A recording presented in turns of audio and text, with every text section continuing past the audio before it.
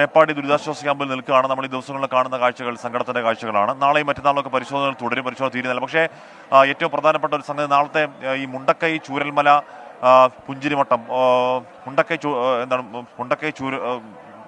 പുഞ്ചിരിമട്ടം തുടങ്ങിയ സ്ഥലങ്ങളിൽ ഇനി കൂടുതൽ റിക്കവറി ഉണ്ടാവാനിടയില്ല എന്ന നിഗമനത്തിലേക്ക് തന്നെ എത്തുകയാണ് ദൗത്യ സംഘം. എന്നാൽ അവിടുത്തെ കാര്യങ്ങൾ അവസാനിപ്പിച്ചു എന്നതിനർത്ഥമില്ല.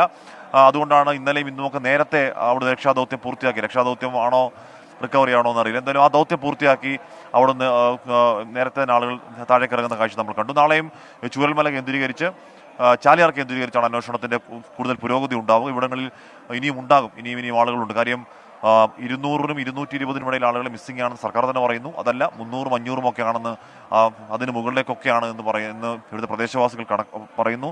നമുക്കറിയില്ല, അതിലൊരു ക്ലാരിറ്റി ഉണ്ടാക്കേണ്ടത് സർക്കാർ സംവിധാനങ്ങൾ ഉണ്ടാകും എന്ന് പ്രതീക്ഷിക്കുകയും ചെയ്യാം. സജോ ദേവസ്വം തുടരുന്നു പുത്തുമലയിൽ. സജോ, അങ്ങേയറ്റം ഒരുപക്ഷെ നമ്മൾ ഈ ദിവസങ്ങൾ കാണുന്നതൊക്കെ അങ്ങേയറ്റത്തെ വേദന നിറഞ്ഞ എല്ലാ കാഴ്ചകളും അസാധ്യമായ വേദനയാണ്. ആ വേദനകളുടെ കൂട്ടത്തിൽ ഇന്നത്തെ വലിയ വേദന കൂടിയാവുന്നുണ്ട് പുത്തുമലയിലെ ഇപ്പോൾ നടക്കാൻ പോകുന്ന സംസ്കാര ചടങ്ങുകൾ. സജോ. ഹാഷ്മി, അങ്ങനെ തന്നെയാണ്. ഈ ദുരന്തത്തിന്റെ നടുക്കത്തിൽ നിന്ന് നമ്മുടെ നാടാകെ, കേരളമാകെ, വാർത്ത അറിഞ്ഞവരാകെ യഥാർത്ഥത്തിൽ മുക്തരായിട്ടില്ല. ദുരന്തത്തെ മറികടന്നെത്തിയ മനുഷ്യർ ആ വേദനയിൽ നിന്ന് പുറത്തു വന്നിട്ടില്ല. അതിനും അപ്പുറത്തേക്ക് ആ കൂട്ടമായി എടുത്ത കുഴിമാടങ്ങൾ നമ്മെ വല്ലാതെ വൈകാരികമായ ഒരവസ്ഥയിലേക്ക് എത്തിക്കുന്നുണ്ട്. നാടിനെ സംബന്ധിച്ച്, എല്ലാവരെയും സംബന്ധിച്ചും അങ്ങനെയാണ്. ഭിന്നാഭിപ്രായ ഭേദങ്ങളൊന്നുമില്ലാതെ സന്നദ്ധ പ്രവർത്തകരൊക്കെ അവരുടെ വിരുദ്ധചേരി അഭിപ്രായങ്ങളൊക്കെ മാറ്റിവെച്ച് എല്ലാവരും ഏകാഭിപ്രായത്തോടു കൂടിയും ഇവിടെ പ്രവർത്തിക്കുന്നത് കണ്ടു. കുഴിമാടങ്ങൾ ഒരുക്കുന്നതിൽ, ഇവിടുത്തെ ഓരോ ക്രമീകരണങ്ങളും പൂർത്തീകരിക്കുന്നതിൽ, അങ്ങനെ ഈ നാട് വിവിധ ദേശങ്ങളിലെത്തിയ മനുഷ്യരൊക്കെ അവർക്ക് ഇനിയിപ്പോൾ നൽകാൻ കഴിയുക, അതായത് തിരിച്ചറിയപ്പെടുക എന്ന നീതി ദുരന്തം അവർക്ക് നിഷേധിച്ചിട്ടുണ്ട്. പക്ഷേ നമ്മളെ സംബന്ധിച്ചിടത്തോളം ഇനി അവർക്ക് ഉറപ്പാക്കാൻ കഴിയുന്ന നീതി എന്നത് ഏറ്റവും ആദരപൂർവ്വമായി വിട നൽകുക, അന്ത്യവിശ്രമത്തിന് അവസരമൊരുക്കുക എന്നത് തന്നെയാണ്. ആ കാര്യത്തിൽ ഒരുപാട് സമയം യഥാർത്ഥത്തിൽ വൈകി. പക്ഷെ അത് സാങ്കേതിക നടപടിക്രമങ്ങളെല്ലാം കൃത്യമായി പൂർത്തീകരിക്കേണ്ടതുണ്ട്. ഇക്കാര്യത്തിൽ തന്നെ തിരിച്ചറിയപ്പെടാതെ പോയ ആളുകളുടെ കാര്യത്തിൽ DNA മാച്ചിങ്, അതൊരു DNA പ്രൊഫൈൽ ലൈബ്രറി തന്നെ തയ്യാറാക്കുമെന്ന് നേരത്തെ സർക്കാർ വ്യക്തമാക്കിയതാണ്. ആ സാമ്പിളുകൾ ശേഖരിച്ചിട്ടുണ്ട്. അത് ബന്ധുക്കളുമായൊക്കെ മാച്ച് ചെയ്ത് നോക്കും. പക്ഷേ പലരുടെയും കാര്യത്തിൽ യഥാർത്ഥത്തിൽ അടുത്ത ബന്ധുക്കളാരും അവശേഷിക്കുന്നില്ല എന്ന വസ്തുതകളൊക്കെ നമുക്കറിയാം. പക്ഷേ അതിൽ അവശേഷിക്കുന്ന സാധ്യതകൾ പരിശോധിക്കും. ആ DNA ഓരോ കുഴിമാടത്തിനും നമ്പറുകൾ നൽകും. ഇനിയിപ്പോൾ ഇന്ന് 8 ആണെങ്കിൽ ഇനി അങ്ങോട്ടേക്ക് അവശേഷിക്കുന്ന സംസ്കാര ചടങ്ങുകൾ കൂടി യഥാർത്ഥത്തിൽ നടക്കേണ്ടതുണ്ട്. ആ നമ്പറുകൾ രേഖപ്പെടുത്തും. അപ്പോൾ ആ DNA നമ്പറുകൾ കൂടി ഒരു പ്രൊഫൈൽ ചെയ്ത് അത് ഒരു ഡാറ്റാബേസായി തന്നെ സൂക്ഷിക്കും. പിന്നീട് അങ്ങോട്ടേക്ക് മാച്ച് ചെയ്യപ്പെടുമ്പോൾ ഈ പ്രിയപ്പെട്ടവർക്ക്, ബന്ധുക്കൾക്കൊക്കെ അവർക്ക് പിന്നീടും ഏത് കുഴിമാടത്തിലാണ് തങ്ങളുടെ പ്രിയപ്പെട്ട ആളെ അടക്കിയിട്ടുള്ളതെന്ന് തിരിച്ചറിയപ്പെട്ടാൽ അവിടെ എത്താൻ കഴിയും. അതിനൊക്കെ ഒരു സാധ്യത യഥാർത്ഥത്തിൽ ഇവിടെ ഉണ്ട് എന്നതാണ്. അങ്ങനെ ഇവിടെ ഈ മനുഷ്യർ ഇങ്ങനെ ഉറങ്ങാതെ, അല്ലെങ്കിൽ മടുപ്പില്ലാതെ, അവിശ്രമം ഇങ്ങനെ കാത്തിരിക്കുന്നത്, ഈ ഒരുക്കങ്ങളെല്ലാം പൂർത്തീകരിച്ച് യഥാർത്ഥത്തിൽ കാത്തിരിക്കുന്നത് ആ ഒരു വൈകാരികതയെ ഉൾക്കൊണ്ടതുകൊണ്ടാണ്. ഏറ്റവും ആദരപൂർവ്വം അവർക്ക് വിട നൽകുക എന്ന കാര്യത്തിന് വേണ്ടിയാണ്.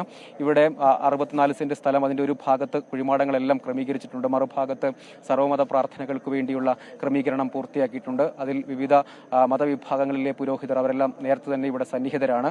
അവർക്ക് ഓരോ സമയം ആദ്യം ഇങ്ങോട്ടേക്ക് മൃതദേഹം എത്തിച്ചാൽ ഉടൻ തന്നെ യഥാർത്ഥത്തിൽ മേപ്പാടി CHC അവിടെ സംസ്കാരത്തിനുള്ള ഒരുക്കങ്ങളൊക്കെ പൂർത്തിയായിരിക്കുന്നു. 8 മൃതദേഹങ്ങൾ അങ്ങോട്ടേക്ക് ഇവിടുന്ന് മേപ്പാടി CHCയിൽ നിന്ന് പുത്തുമലയിലേക്ക് എത്തിക്കൊണ്ടിരിക്കുകയാണ്. ബാക്കി ഒരു സർക്കാർ ഒരു അന്തിമ ഉത്തരവ്, അതിന്റെ ഫൈനൽ ചില നടപടിക്രമങ്ങൾ, അത് പൂർത്തിയാകാൻ വേണ്ടിയാണ് കാത്തിരുന്നത്. വൈകിട്ട് മുതൽ തന്നെ ഒരുക്കങ്ങൾ തുടങ്ങിയതാണ്.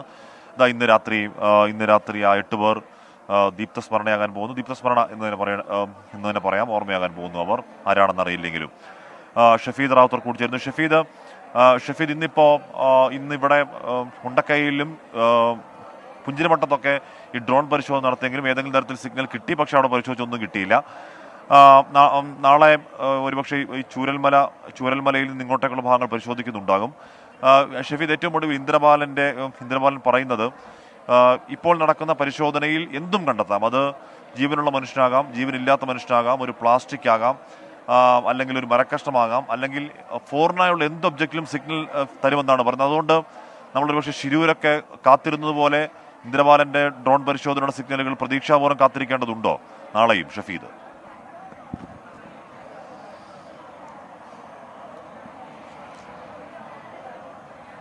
ഈ ശിരൂരിനെ അപേക്ഷിച്ച് നിലവിൽ ഇപ്പോൾ നമ്മൾ ഈ വയനാട്ടിലേക്ക് വരുമ്പോൾ ആ സ്ഥിതികൾ വ്യത്യസ്തമാണ്. അതിൽ ഏറ്റവും പ്രധാനപ്പെട്ട കാര്യം നമുക്കറിയാം, ശിരൂരിൽ നമ്മൾ തിരഞ്ഞത് 1, 2, 3 ആളുകൾക്ക് വേണ്ടിയായിരുന്നു. പക്ഷെ വയനാട്ടിലേക്ക് വരുമ്പോൾ അത് നമുക്കറിയാം, ഇപ്പോൾ കണക്കിൽപ്പെടാത്ത മാത്രം 300-ലധികം ആളുകളെ കാണാനില്ല എന്നുള്ള പരാതി ആ പ്രദേശത്ത് നിന്ന്, പ്രത്യേകിച്ച് നമുക്ക് ഈ മൊത്തം പ്രദേശത്ത് നോക്കുമ്പോൾ അത്രത്തോളം വരും കാണാതായ ആളുകളുടെ എണ്ണം എന്നുള്ളത് ഏറ്റവും പ്രധാനപ്പെട്ട കാര്യമാണ്. അതുകൊണ്ട് തന്നെ ഐബോർഡ് ഡ്രോൺ പരിശോധനയിൽ നമുക്ക് കുറച്ച് പ്രതീക്ഷയ്ക്ക് വകവെക്കാം. കാരണം ഏതാണ്ട് 10 അടിയിലധികം താഴ്ചയിൽ അത്തരത്തിൽ മൃതദേഹങ്ങൾ പോയാൽ നിലവിൽ ഇപ്പോൾ നമ്മൾ ഉപയോഗിക്കുന്ന ഹിറ്റാച്ചി സംവിധാനങ്ങളടക്കം ഉപയോഗിച്ചുകൊണ്ട് അത് കുഴിക്കുക, അത് കുഴിച്ചത് കണ്ടെത്തുക, പ്രത്യേകിച്ച് വലിയ രീതിയിൽ ഈ ഉരുൾപൊട്ടൽ ഉണ്ടായി ചെളിയും കല്ലും ഒക്കെ അടിഞ്ഞൊരു സാഹചര്യമുണ്ട്. അവിടെ അത് എത്രത്തോളം പ്രായോഗികമാണ് എന്നുള്ളത് കഴിഞ്ഞ ദിവസങ്ങളിലൊക്കെ നമ്മൾ കാണുകയും ചെയ്തിട്ടുണ്ട്. ഇന്ന് നമ്മൾ മുണ്ടക്കയിൽ ഒരു കാഴ്ച കണ്ടു. അത് ആർമിയുടെ റഡാർ ഉപയോഗിച്ചുള്ള ഒരു പരിശോധനയായിരുന്നു.